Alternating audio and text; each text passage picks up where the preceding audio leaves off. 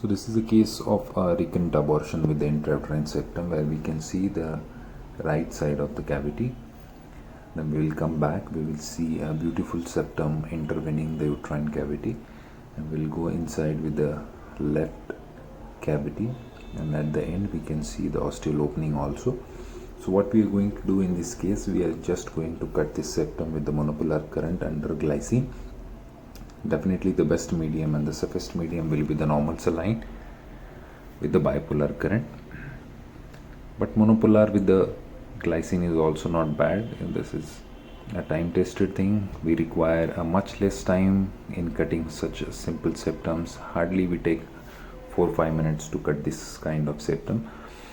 So if we are using a histomat with the glycine under the pressure of 250 or 300 mm of Hg, it hardly get used glycine of 100 or 150 ml.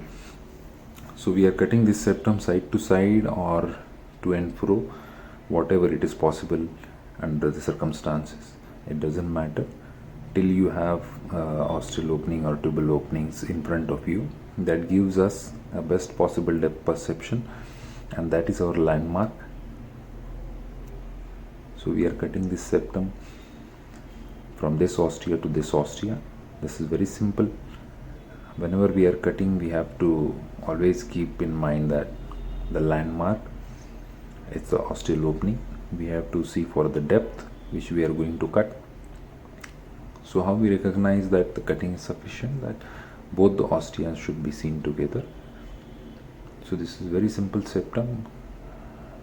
This thick muscular septum, it retracts as soon as we divide this septum. So ideally it is just a division of a muscular part of an anteroposterior uterine wall, nothing else. So after this division, the muscular wall retracts and there is nothing inside. So we can see a good tongue shaped raw surface area, and we can see both the ostial openings together. That is the end point of our dissection of the septum, and there is no bleeding. Obviously when we use cautery, the minimum bleeding is there, and this is the end of our case. Thank you so much for watching this small video.